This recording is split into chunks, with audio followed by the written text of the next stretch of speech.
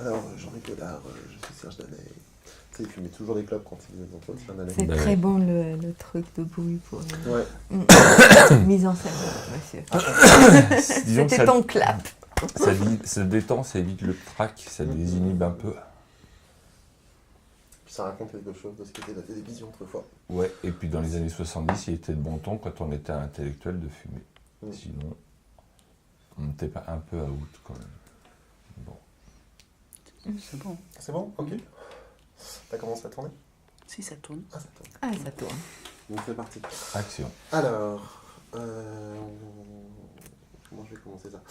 Dans le cadre de cet entretien, assez bref, j'aimerais bien qu'on discute d'une phrase que j'ai retrouvée dans un autre entretien que vous avez accordé à Éric Touvenel et Carole Contant pour le livre qui s'appelle Fabrique du cinéma expérimental. Et à l'une de leurs questions, c'est Olivier qui parlait à ce moment-là. Tu as dit, Olivier, la chose suivante. On utilise le matériau, la pellicule, comme de la peinture. Et il n'y a pas d'effet en peinture. Ce qu'on appelle les effets spéciaux, c'est toujours par rapport à une représentation réaliste du monde. Et moi, je refuse cette idée. L'image, ce n'est jamais la réalité. Donc on peut se permettre tout ce qu'on veut, toutes les couleurs, toutes les formes, etc., etc. On ne dit pas de Van Gogh ou des impressionnistes qu'ils produisent des effets. Ils ont une vision de ce qu'ils veulent raconter, une vision du réel, de l'interprétation qu'ils veulent en faire ou de l'histoire qu'ils veulent raconter. Et pour nous, cette vision-là naît de l'expérimentation, des essais.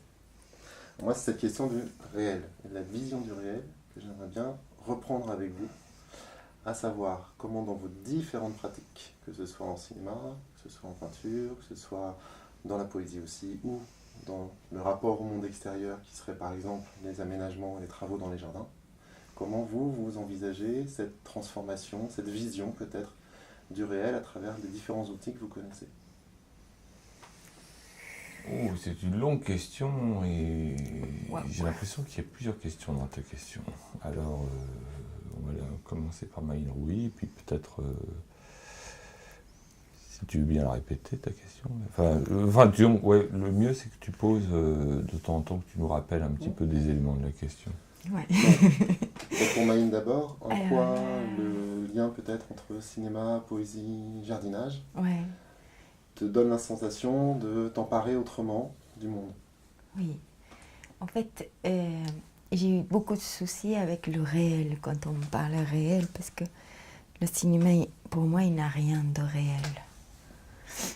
Là, maintenant, on est là, c'est une mise en scène, tout à fait. Donc, j'avais beaucoup de difficultés aussi, d'histoire de genre dans les films, et de savoir, ils ont appelé même cinéma réel, Cinéma du réel. cinéma du réel. Vision du réel. Voilà. Ça, j'avais beaucoup du mal avec ce mot, parce que le moment que l'image est enregistrée, il y a des choses c'est le regard, mais il y a aussi tout le cheminement de l'enregistrement, l'empreinte de ce moment-là, et toute une vie qui se fait. Et Le jardin, c'est du réel, c'est pas de l'ordre du virtuel. non, pas du tout. C'est concret. C'est quelque chose qui est très proche de toucher et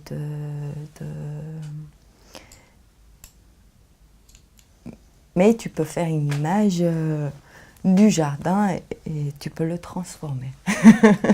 Tu l'aménages un peu le jardin. Voilà, c'est ça. Oui, Tu fais un plan de jardin. voilà, c'est ça. Comment tu travailles le jardin? Alors, le jardin, c'est quelque chose c'est très très précis. Il ne faut pas croire que le jardin, ce n'est... t'arrives et il suffit lire un livre et avoir un calendrier lunaire et de savoir planter, semer, tout ça. C'est quelque chose qui est l'ordre de l'observation, qui est l'ordre de l'écoute, parce que, en fait, mon expérience avec le jardin, c'était que j'avais c'est la terre qu'on me prêtait, et il y avait un jardinier italien qui était là, Monsieur Stella, et qui, en fait, j'ai observé, j'ai écouté les bruits qu'il faisait et en fait, les premiers pas quand par exemple on bêche la terre, ben, tu peux exactement d'avoir le rythme et après c'est toi qui le crée le rythme, mais de savoir que aussi il y a des moments pour semer, pour planter. Et ça, je me collais aux dates et aux jours où ils plantaient, ils enlevaient les gourmets, ils coupaient les têtes, tout ça. Et ce sont des choses que ça venait par observation première. Voilà. Les Italiens, ils connaissent la tomate. Et aussi dans le jardin, on ne plante pas n'importe quoi à côté de n'importe quoi. Il y a des plantes qui s'accordent pour bien pousser ensemble, etc. C'est comme les plans d'un film, par exemple. Enfin, on peut faire n'importe quoi après n'importe quoi, mais moi je pense que... Une fois on a vu un documentaire sur un jardinier qui avait commencé dans l'agriculture industrielle. Et c'était, je crois, en Chine ou dans un pays asiatique, ou même au Japon, je ne sais plus, ou au Cambodge, ou peu importe. Et donc lui, son truc, c'était de mettre des graines dans des petites boulettes d'argile, et puis de les jeter comme ça, à droite à gauche, et de voir ce que ça faisait. Et il disait, moi maintenant je suis vieux, je suis fatigué, et donc je jette des boulettes d'argile avec des graines pour voir ce que ça fait. Et comme elle pousse, et voir ce qui pousse et à côté de quoi. Voilà, c'est pas du tout le truc. Alors nous, on n'en est pas là, hein, mais on fait encore les trucs avec, même pas un cordeau, mais on fait quand même des lignes encore. Tu vois, voilà. Oui, on fait encore des lignes. Enfin, je dis nous, c'est surtout toi maintenant. Voilà. Oui. C'est vrai qu'on parle de plants aussi, hein, de plants de tomates. Voilà, ouais. on dit des Comme plantes. de cinéma. Ouais, un plant de tomate. Ouais. Mais ce rapport à la terre, justement, moi, on le perçoit aussi dans ton travail de cinéaste. Oui. Quand par exemple pour le film Tko, Oui. tu as voulu saisir des pattes de chevaux qui rentrent comme ça vraiment dans une terre un peu humide. Quand Oui. on a cette sensation-là, le film en noir et blanc, on ne se rend pas compte de la matière en tant que telle, de sa couleur en tout cas, mais en tout cas on se rend bien compte de la matière meuble Oui. de cette terre piétinée par des sabots de chevaux. Oui. Et tu as voulu sur ce film rajouter juste le son de ce que fait le cheval quand il touche la terre. Oui. Tko en kurde. Oui, on est bien d'accord. Oui. Et du coup, je voulais savoir si ça faisait, peut-être aussi on peut penser à Chute de pierre, hein, qui est quelque chose fait avec des pierres avec de la pellicule, ou Tamis, enfin les trois, Oui, Tamis, bien Chute sûr. de pierre. Oui.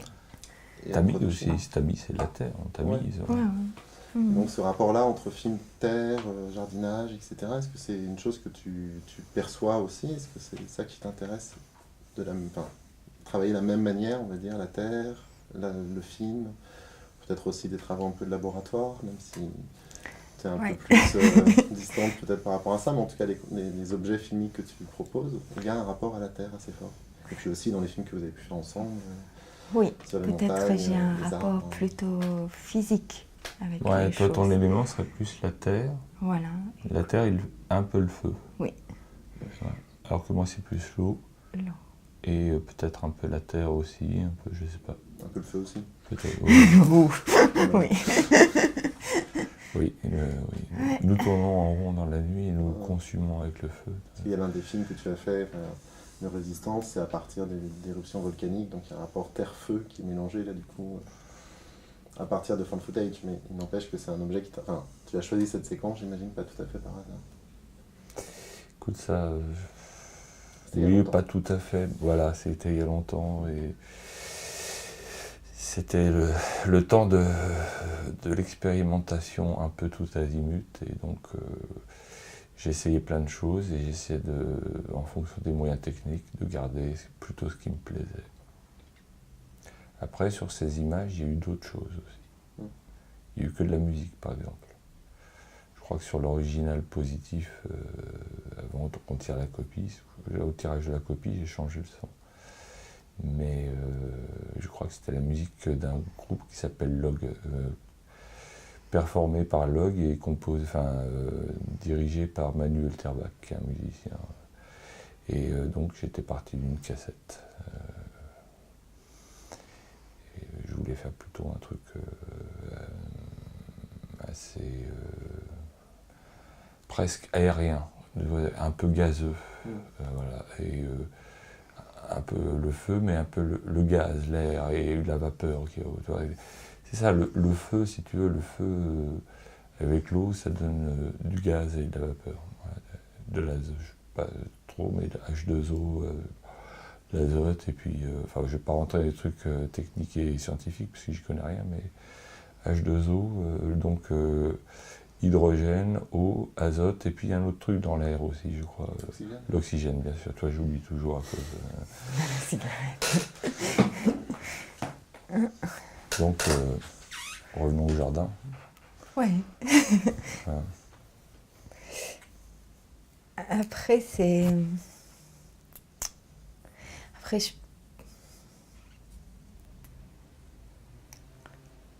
Et peut-être avec la poésie aussi, à quel moment tu as envie, tu ressens le besoin d'écrire une poésie? Moi, c'est une partie de ton travail que je connais très mal, si ce n'est ce qu'on entend dans certains de tes films, dans certains de vos films. Ouais. Mais je connais pas du tout ton travail d'écriture, comment il intervient, sur quoi il se pose.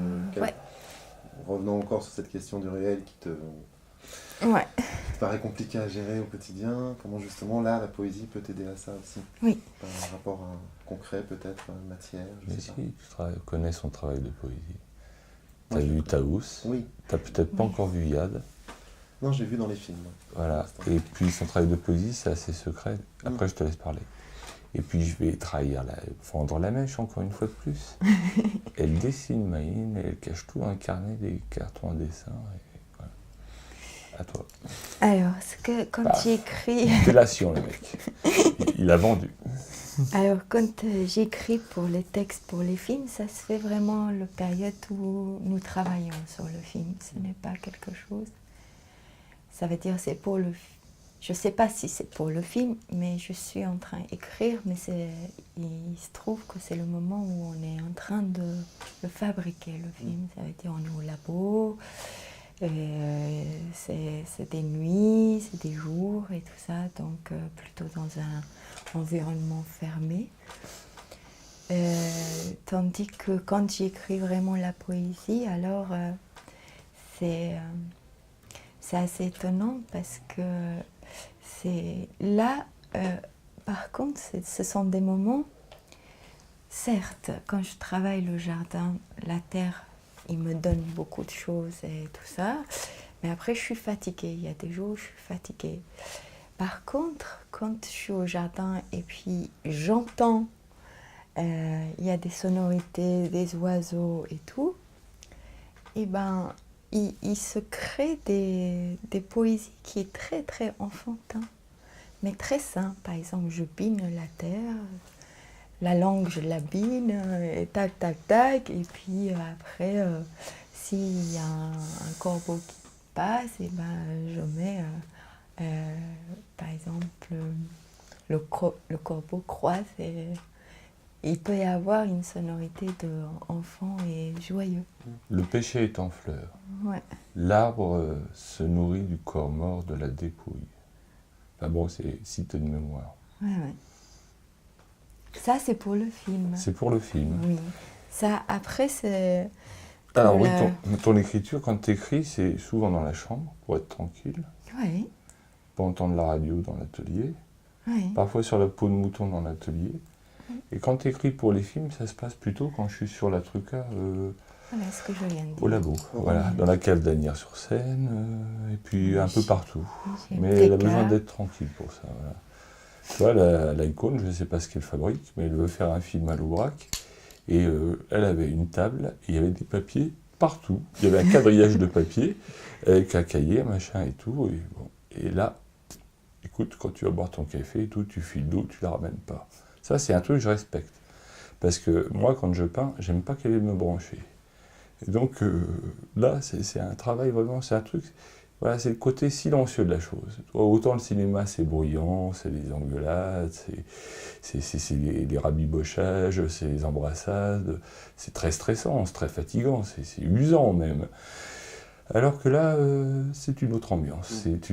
Voilà, si par exemple vous deviez filmer Quand on est en train de travailler, parfois on entend peut-être la radio ou de la musique, soit fort, soit en sourdine, mais sinon on entend le plus souvent une mouche voler, si je puis dire, enfin, pour employer un truc de prof classique. À toi. Il faut que je revienne encore. Non, c'était bon la question, j'ai Moi, je répondu. me posais quand même le rapport à la langue, parce que toi, tu as la chance de connaître, d'être nourri d'une autre langue, d'autres sonorités. Oui. Est-ce que ça participe, en plus peut-être de la langue, du travail, du jardinage, bon, que tu évoquais un peu, des rythmes, des choses comme ça, des bruits que tu as su entendre et qui peut-être reviennent aussi quand tu filmes, quand tu écris, mais est-ce que le fait que tu connaisses une autre langue, c'est aussi un plus pour toi dans ton rapport au monde, dans ton rapport à son interprétation, sa transformation par les images, les mots, etc. Ah oui, bien sûr. Oui, il y a un rapport, bien sûr, avec la langue, oui. C'est parce que le cinéma, par exemple, hier soir, tu as vu L'Aube, et ben ça, c'est un premier trucage. L'Aube. L'Aube, oui. Et ben le trucage, et ben ça, c'était vraiment, ce sont des poésies que j'ai écrites dans ma langue et que je le déchiffre, je fais des... En langage rythmique de trucage. Voilà, c'est ça. D'accord. De ralenti, d'accélération. Et je l'ajoute, oui. Donc c'est quelque chose qui est lié qui vient à poser ma langue maternelle. C'est comme un sol et la langue française, il vient se poser dessus et puis qui essaye de se nourrir l'un vis-à-vis de l'autre. J'ajouterais que quand tu penses en français et que tu écris en français, quand tu penses en kurde et que tu traduis en français, ça donne absolument pas la même chose. Ouais. Dans le rythme d'écriture. Ouais, non, et puis même, pas seul, oui, dans le rythme et puis aussi dans le langage. Tu vois, elle pratique un langage de métaphore et parfois on croirait qu'elle pratique plutôt un langage presque surréaliste, voire de l'écriture automatique. Et pourtant, tout simplement parce que c'est une question de langage. C'est Babel. Si tu veux, on prend un mot pour un autre et au bout d'un moment, tu te dis, mais qu'est-ce qu'elle a voulu dire ? C'est très beau, mais j'y comprends, j'ai du mal à la suivre. Et alors, quand elle pratique l'art de la métaphore, on voit plus facilement de quoi elle veut parler. Et donc, quand je disais ces anciens textes et que j'écris et j'ai lu aussi certaines périodes, ça allait presque pas d'une extrême à l'autre, et donc maintenant, je crois que tu pratiques plus dans la nuance. Enfin, bon, là, je m'avance un peu, mais parce que je connais pas toute ton œuvre. Il y en a au grenier, et voilà. Et donc, Maïla, elle est secrète. Oui. De temps en temps, il y a un côté journal filmé aussi. Quand je l'embête et qu'elle est triste et qu'on a quelque chose à me dire, elle écrit aussi. Donc, il y a un côté règlement de compte. Et tu vois, c'est vrai qu'ici, tout ce qu'on dit pourrait être retenu contre nous. Mais si tu veux, elle a déjà fait un rapport. Non, c'est pour rire. Moi, je me souviens dans Didam, par exemple, ces phrases qui reviennent beaucoup. Oui. Une d'entre elles, c'est « La montagne m'appelle, oui. je vois ». Oui. Qui conclut le poème, parce que le poème est présenté, entendu dans le film de manière assez séparée, dans la durée du film. Et je me disais que justement, avec ce rapport-là entre les deux, cette métaphore de la montagne qui t'appelle, ce terrain, ce territoire, ce lieu, cette force aussi, un peu, je pense. Bien sûr. C'est lointain, l'air de rien, que tu peux aller conquérir aussi, entre guillemets, par tes promenades, la circulation dans la montagne. Et là, tu vois, alors, ce « je vois », pour toi, il correspond à quoi ? Ah, voilà. Peut-être, cette question, je ne peux pas leur répondre. D'accord. Oui. De toute façon, l'autre... Ouais. C'était quoi déjà la question ? Qu'est-ce que je vois ? Ah, ces petits secrets. Hein. Je crois comme ça qu'elle va tout déballer aussi sec. Non, c'est parce qu'ils disent, par exemple, le vent, il a apporté les mots de... Je ne sais pas comment dire. Et ça, ce sont des choses qui sont... C'est insaisissable. C'est des choses que je ne sais pas, moi. Mais je suis ce sont des... Pour te dire, quand il y a un glissement de terrain, je le ressens dans mes rêves. Tu vois, un pays lointain, je le ressens. Donc c'est quelque chose qui me Mayline, elle dépasse. ressent les tremblements de terre avant qu'ils arrivent. Et c'est pas une connerie. Eh ben, tu vois, l'autre soir, quand je t'ai envoyé un mail à 4h du matin, et qu'il y a eu Tu envoies des mails à 4h du matin? Ouais. Des accidents à Paris, et ben, je savais pas, mais je ne peux pas dormir, par exemple. Ou je dors et ça se passe. Donc ce sont des choses qui sont... nous sommes imprégnés, notre corps et notre esprit, et c'est quelque chose qui a je pense qu'il y a un langage avec, mais qui est insaisissable, mais si on donne la place, il peut devenir saisissable. Et ça, pour moi, ce sont les artistes qui font ce relais de créer ce langage et de transmettre. Toi, tu parlais de résistance tout à l'heure. Donc il y avait Straub qui avait des cigares beaucoup plus gros que les... Pas Straub, Deleuze, la voix de Deleuze, qui fumait des cigares beaucoup plus gros que les miens. Donc il avait une voix comme ça, qui semble surgir de la terre, justement. Tu vois. Et donc Straub, il parle des Straub, et voilà, cette voix qui passe sous la terre, et puis le volcan, les trucs, le gaz et tout ça. Et donc Mayline, elle est réceptive à ça, à cette chose qui passe sous la terre. Je ne me souviens plus du texte exactement, mais voilà. Mais je peux donner un peu les titres des poésies que j'ai écrites. C'est Binet, la terre, le ciel, voilà. Le recueil, Percé d'azur. Tu les connais bien, tes poèmes, tu les dis pour toi, tu les dis à d'autres? À Olivier ou d'autres gens, des fois? On prépare un bouquin. En fait, j'essaye pour l'instant de les assembler. Oui. Que ce soit pas... de les trier, les corriger, Voilà, ça, ce sont des choses que... Oui. De les rendre, comment dire... pas broadcast, quand même, faut pas exagérer, mais... Parce qu'elle n'est pas dans des formats, mais... transmissible, quoi. Enfin, je sais pas, non, simplement de les assembler ensemble et voilà, de les trier. Bah là, la dernière fois, il y avait une poétesse algérienne qui avait une résidence, et là, oui, j'ai offert mes poésies à elle pour qu'elle le lise, parce que elle a la chance d'être dans...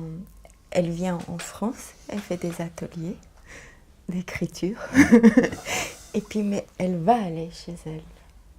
Et moi qui retourne pas. Donc, on a des images qui sont différentes. Elle pourra parler de ses des orangers.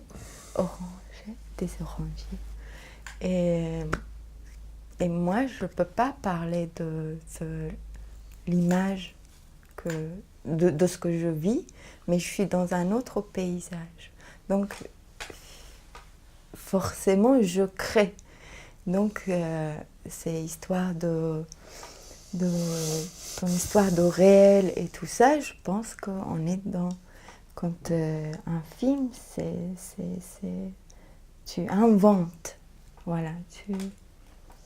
Mais par exemple, on pourrait donner un exemple concret. Quand tu étais à l'école de Genève, tu as participé à un atelier d'écriture parce qu'il y avait une prof qui s'intéressait à ce que tu écrivais. Et ça t'a aidé à avoir ton diplôme, parce que sur le plan technique, il y avait des faiblesses. Tes films, ça passait très bien. Enfin, c'était pas leur tasse de thé. Et donc, et ça t'a aidé à passer ton diplôme, et on t'a demandé de déposer aux archives ou dans une bibliothèque à Genève, hein, c'est ça? Ouais. Et pour ton diplôme. Donc, c'est déposé. Mayline, elle dépose. Moi, toi, je fourgue mes trucs à la cinémathèque pour éviter de les jeter, quoi. Et Mayline, elle dépose. Elle fait un dépôt. Comme on fait on dépose. Et est-ce que dans les écritures de poésie, est-ce qu'il y a cette pratique aussi qui est assez présente dans vos films Oui. communs, ou ceux d'Olivier aussi, mais tiens aussi d'une certaine manière, de reprendre, de retravailler, de recycler presque? Oh là là. Oh là Est-ce qu'il y là. a des formes comme ça poétiques? Tu verrais ces cahiers. Ces Ouf. cahiers, alors là, c'est indescriptible. Elle raye des lignes entières. Elle fait pas des croix, tu vois. Moi, j'aurais plutôt tendance à faire une croix sur un texte. Ou alors à rayer des lignes et puis à recommencer. Elle raye, il y a des simographes, des trucs dans les marges et tout, sur ses carnets, au crayon souvent. Elle gomme pas, mais elle écrit au crayon, donc ça s'efface. Alors que moi, moi j'écris mes trucs en secret, tout ça. Mais mes carnets d'atelier et le travail d'écriture. Tu vois, par exemple, là, j'essaye d'écrire un film et je monte une maquette. Enfin, voilà. Si je dois écrire un film, je préfère avoir tourné quelques images ou même des repérages pour pouvoir écrire et monter en même temps. Et donc, j'ai un fatras d'images, j'ai une vague idée, et puis petit à petit, j'écris le film avec mon montage sur le logiciel iMovie amateur, et en même temps, à côté, soit j'écris un petit bout de truc sur un papier, soit j'ai carrément OpenOffice, et je passe de l'un à l'autre. C'est très difficile d'ailleurs.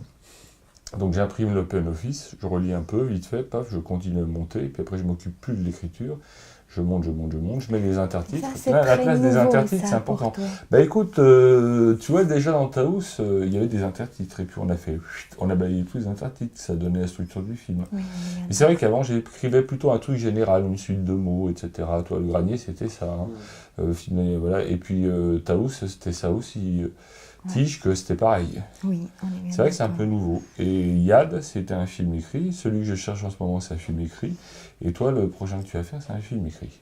Tige qui a un côté en plus très graphique qui rappelle un peu la présence d'intertitres presque dans ce film-là. Oui. Tige, Ouais. je sais pas s'il n'y en a pas un. Non, il y a juste le titre. Oui, je crois, ouais. Dans l'Enfantôme, il y a La Nuit suivante. Ouais. Voilà, c'est bon. C'est un truc que j'ai pris chez Frankenstein, j'aimais bien ce truc, La Nuit suivante, ça, tu vois, La Nuit suivante. C'est-à-dire qu'il y avait... Hein? Dans Nosferatu. Le Frankenstein. Ah ouais. Ouais, Frankenstein, La Nuit suivante. Bon. Ah oui, moi, j'ai un truc avec Frankenstein. T'as vu ma balafre. Mais, donc... À moi, il y a toujours un petit truc à dire. Alors que Mayne, elle est plus de quelque chose... Pour moi, la culture orale et la mémoire orale est vachement importante. Je comprends bien plus facilement quand on me montre les choses et quand on me les explique. Quand il faut lire un mode d'emploi, une checklist, un machin, c'est compliqué, j'y comprends rien, le langage c'est pas le mien, etc. Donc ça, pour l'oral, ça va. Par contre, pour que c'est mon travail personnel, mes carnets, j'aime bien écrire et peindre, et dessiner et filmer. Ensemble, des fois? Alors que, ouais. Dessiner, écrire... Alors que Mayne, j'ai l'impression que c'est vraiment autre chose. Elle écrit, et puis ça va être une bande-son qu'elle va lire. Oui, mais on est elle bien n'a d'accord. pas... Enfin, je sais pas, là je te laisse la parole. Parce que là, je sais pas comment tu t'arrives... Enfin, je sais pas, je comprends pas ta méthode, je ne la connais pas. Tu vois, Je sais pas. au départ, on part tous les deux d'une absence de méthode, je crois, au début des films. Enfin, au début, quand on commence à faire des films. Oui. Tu vois, quand elle a apporté Petco, je me dis, mais qu'est-ce que tu veux que je fasse de ton tas d'images floues? Super vite. Ouais. Qu'est-ce qu'on va faire de ça? Il a râlé. Franchement, ce que tu me demandes, là, c'était des images floues, mal cadrées, il y a 100 pieds, etc. Je ne comprenais rien. Il me dit, mais ok, bon, tu veux faire un film avec ça? Je lui dis, mais moi, j'aurais tendance à tout jeter à la poubelle, ou même mettre ça, ou alors, je sais pas, je savais pas quoi faire. Et il m'a dit, ouais, mais bon, j'ai ça, et il faut faire un film, mais parce que c'est à l'école, et voilà, j'ai un petit budget pour faire mon film 16 mm, et il faut le faire, et puis attention, il y avait intérêt à ce qu'on le fasse. Parce que justement, ton premier film, c'est un film en vidéo monté sur Casablanca, et qui s'appelle La Dispute, c'est pas pour rien. Et là, je veux dire, moi, j'avais jamais touché un montage vidéo de ma vie, je me suis fait pourrir, incendier, quoi, parce que j'allais pas assez vite. Il avait fallu que je comprenne Casablanca pour monter son truc. Je comprenais rien. Il y avait une espèce de truc digitalesque qui tournait, et puis il fallait. Oh là là, c'était moitié analogique, moitié numérique, mais déjà dans le numérique à fond. Ma première entrée dans le numérique, c'était un traumatisme. C'était Casablanca. Alors, disons, le montage cinéma, hein, parce que bien avant, il y avait eu le MO5 avec Pierre Druyen, et puis quelques expériences sur le PC de ma sœur qu'elle m'avait filé, un PC avec un clavier QWERTY qui était en AZERTY, enfin, le truc pour masochistes, quoi. Et donc, Maïl, de quoi on parlait? Ouais, voilà. Et donc, et après, Petco. S'il y a la méthode, voilà, tu dis non. Petco. Et donc, elle me disait, voilà, Petco. Ça, C'est le bruit pour que... le film. C'est très oral, Petco. C'est le son que fait le cheval en galopant. Oui. Alors là, déjà, il y a une intuition. Et puis, on s'est dit, bon, ok, moi, je lui ai dit, voilà ce que je peux faire avec ça. C'est peut-être prendre des séquences et faire des ralentis. Paf, on est allé à l'abominable, tac, on fait des ralentis. Et puis bon, négatif, positif, comment faire? Et puis voilà, la tireuse, on se trompe de diaph, ou alors on se trompe de trou de machin, d'étalonnage. Et donc, plutôt que de prendre le plus petit, on prend le plus gros. Mais ça marche parce que c'est la pellicule au contraste, et donc ça marche toujours. Ouais, et pour ne pas dépasser le budget de pellicule, il fallait faire avec ce qu'on avait. Après, paf, auditorium, à l'école, Feigna, qui avait des problèmes de couple et tout ça, et puis bon, qui voulait plutôt bosser avec nous et qui voulait mettre son mec à part, enfin, Séni, il voulait pas travailler avec Sénad, Sidjarek, j'adore ce mec. Et donc, pour une fois, elle voulait plus travailler avec lui. Bon, c'était leurs histoires. Et donc, elle a viré de l'auditorium et on a fait le son. On s'y est prêt à plusieurs fois et on enregistrait sur un Nagra, voilà, avec un micro. Et après, on a repiqué le Nagra sur cette mag, on a choisi une prise, parce que voilà, ça marchait par prise. Et on travaille avec une magnétoscope VHS et une vidéo, et elle essaie de synchroniser plus ou moins le son sur les images. Alors t'imagines, la vidéo qui tourne à telle vitesse, et puis la caméra aussi, et puis, enfin, tout ça, c'était un truc improbable, là, tu vois, Et on arrivait à faire tenir tout ça, et puis, après, on a réussi, alors on a montré le film en double bande pour son examen, et ils m'ont dit, il devrait y avoir un petit peu de mixage, et j'ai dit, non, il n'y aura pas de mixage. Voilà, j'ai dit au prof, il n'y aura pas de mixage, on a décidé qu'il n'y aurait pas de mixage, voilà. Il me dit, ok, c'est un parti pris, il ne nous a pas enfoncé, le mec. Et on a eu un petit peu de sous, 1 an ou 2 après, pour faire la copie sonore optique chez Color by de Young. Voilà. On a fait d'abord un internégatif que j'ai tiré, je crois, entre le 31 décembre, un truc comme ça, il y avait un feu d'artifice dehors. Je sais pas si j'avais pas pété la vitre d'MTK parce que je pouvais pas rentrer. Non, c'était pour un autre film. Ouais. C'était pour Dieter. Ouais, bon. Une fois, je suis rentré par effraction dans un labo indépendant. C'est une autre histoire. Oui, donc, parce qu'il fallait... on a atterri l'internégatif, on a envoyé tout ça à Color by de Young, et puis ils nous ont fait 2 copies 0, parce qu'on n'avait pas de sous pour l'étalonnage, on pouvait pas y aller, on pouvait pas aller à Bruxelles, puis pas question, quoi. C'est-à-dire que voilà, on n'a pas de budget, si tu veux. Et donc c'était un petit peu, c'est pas des copies, tu vois, lui il a mis ça dans la machine, il a pris un diaph, alors qu'il avait besoin d'avoir un étalonnage, bref, ils ont pas fait ça comme un cochon, mais ils ont pas passé plus de temps que ça, tu vois, Maïm Rouilly et Olivier Fouchard, c'est pas Philippe Garrel, bien qu'il ait eu beaucoup de problèmes, mais c'est pas Besson ou voilà, ou Lelouch. Donc forcément, voilà, et puis en plus, on avait essayé d'avoir 2 copies pour le prix d'une. Voilà, c'est-à-dire que... Enfin, voilà, la rallonge n'était pas énorme pour... Voilà, donc tout ça, parce que l'idée c'est d'avoir 2 copies.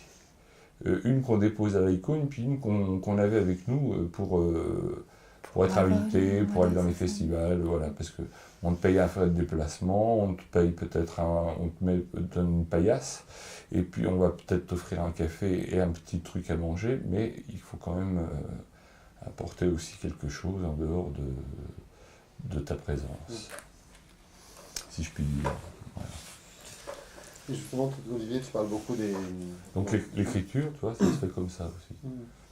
Et donc, pour revenir à ta méthode, ça, c'est un mystère pour moi.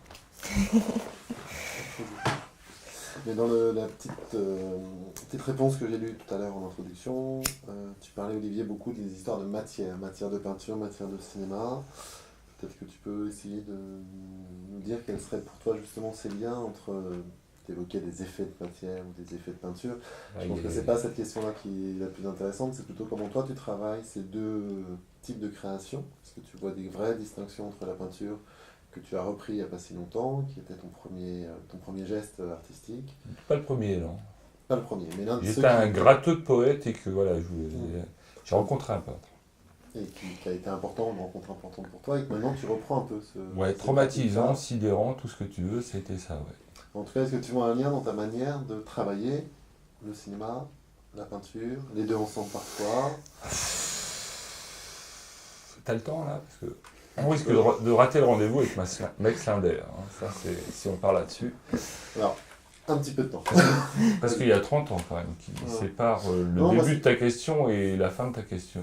Alors, dis-nous pour aujourd'hui, maintenant que tu reprends la peinture depuis quelques temps, et que tu continues à faire du cinéma et en changeant aussi un peu tes envies de cinéaste, comment l'un l'autre se nourrissent, s'affrontent, se complètent. Je crois que comme Maïn, c'est difficile de répondre à ta question. Bah, disons que je sais pas. Je voudrais pas dire trop de bêtises là. Écoute, je pense que la réponse sera dans mon prochain film, ça s'appellera Carnet d'atelier. Enfin, c'est pas, non, ce sera pas la réponse, mais ça pourra éclairer ta lanterne. Alors, pour essayer de faire concis et faire court, de résumer, je dirais que, comme je te disais tout à l'heure, ouais,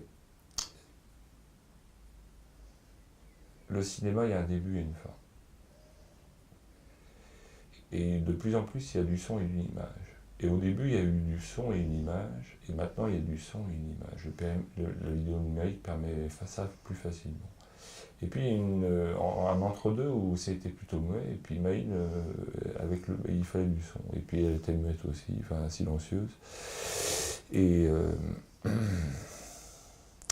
alors que la peinture, c'est quand même un peu autre chose.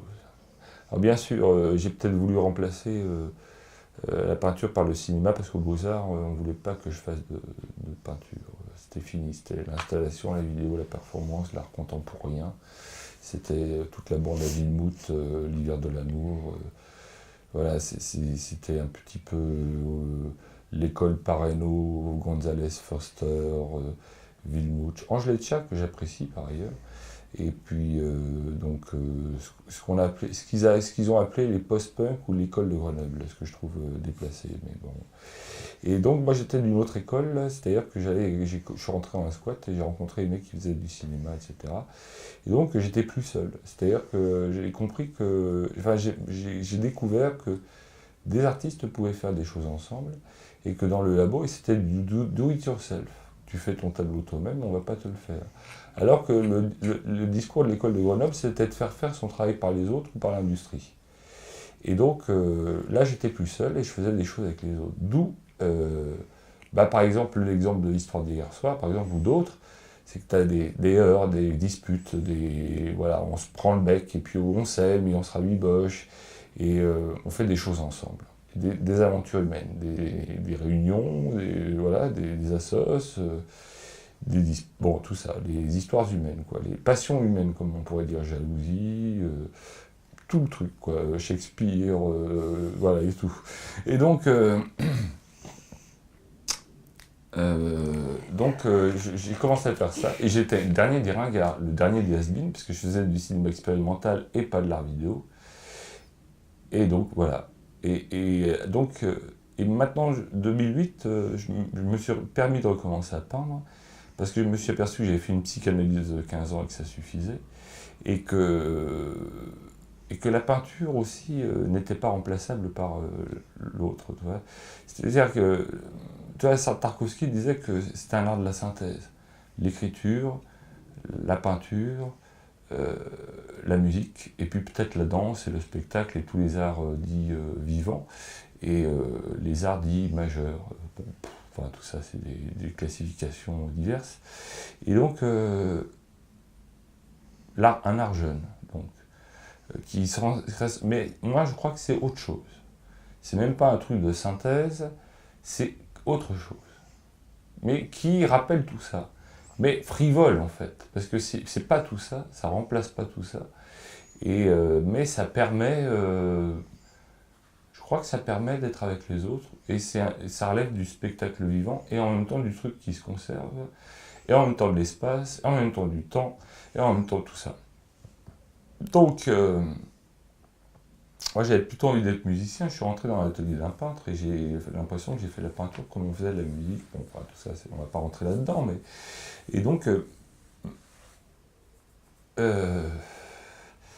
mes peintures sont plutôt tendance à devenir abstraites, et mes films plutôt tendance à commencer à raconter des choses et à les rendre inintelligibles.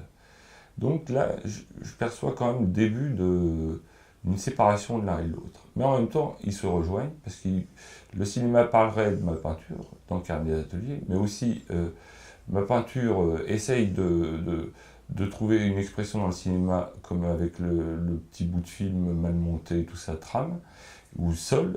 Alors Sol, je me permets d'être expressionniste abstrait, alors que je suis plutôt un gestuel construit dans ma peinture, pour aller, tu vois, on prend les raccourcis, enfin bref, je fais vite, quoi, parce que voilà, Max Linder, ça patiente, mais voilà, pour te dire que quand Étienne Kerr me disait si justement enfin, voilà, dans mes autoportraits,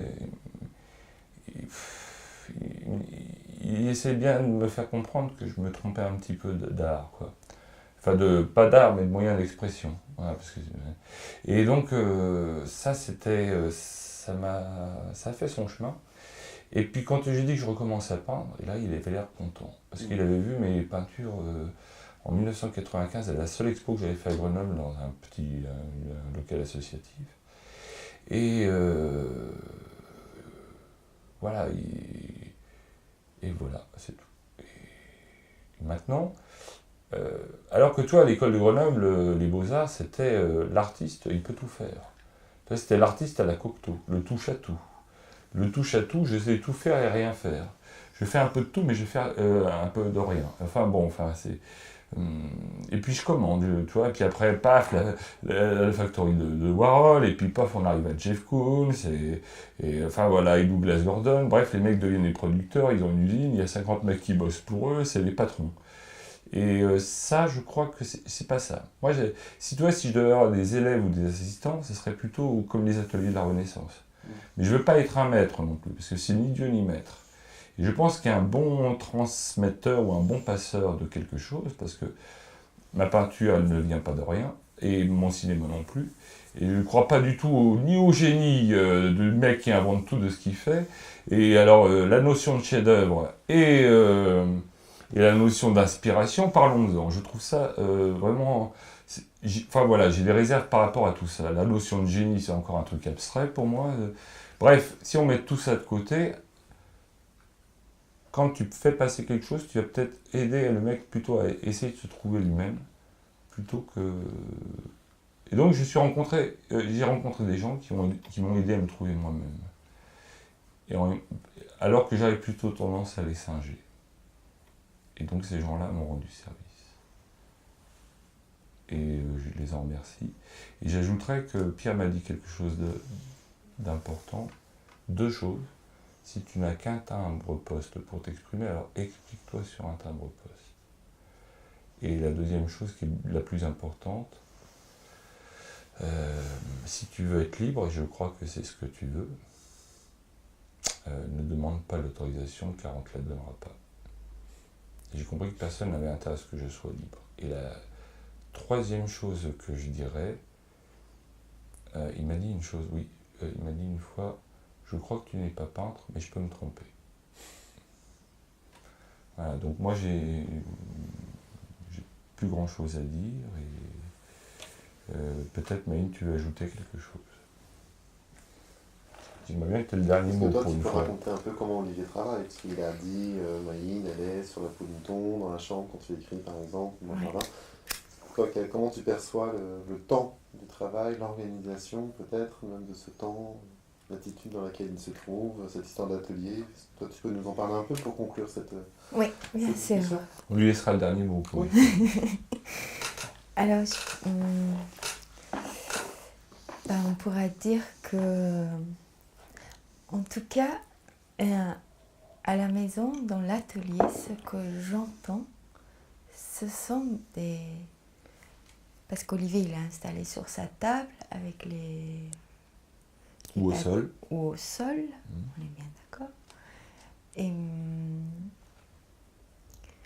il y a une concentration que tu ne peux pas rentrer dans ce lieu, c'est déjà une.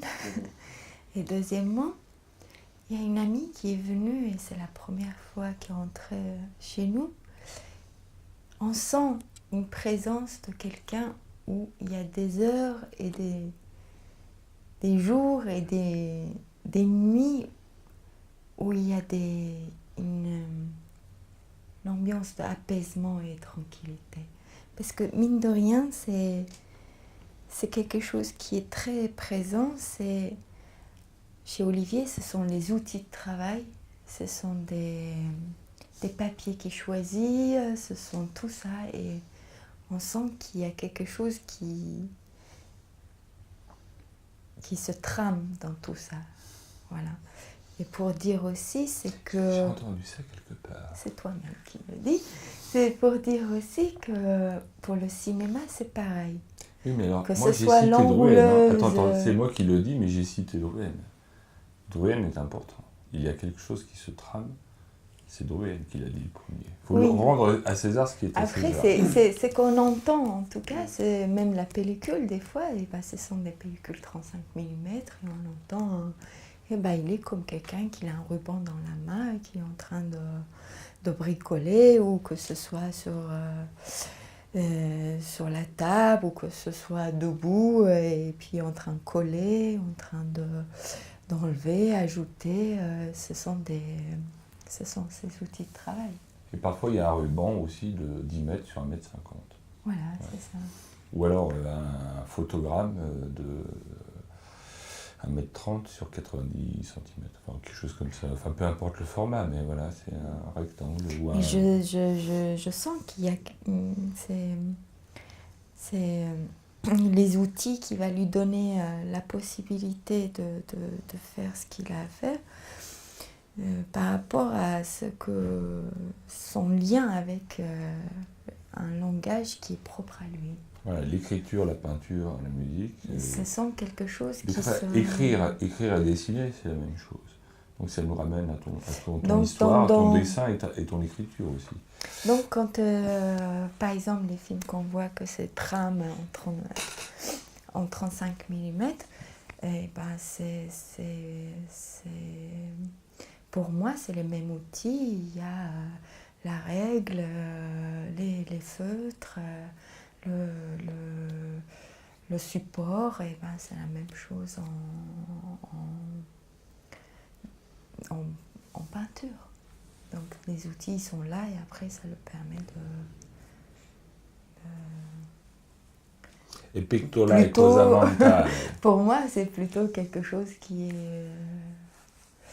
il relie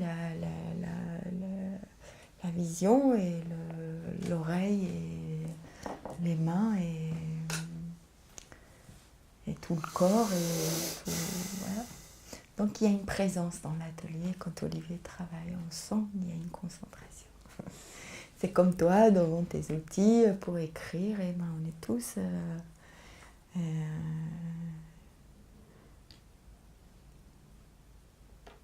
dédiés à faire quelque chose. Voilà. Okay. Merci à toi, Sébastien. Merci à vous. Merci à toi. Merci. Oui. Et je coupe. Ouais. Ouais. C'est coupé. Bon, c'est bien, c'était...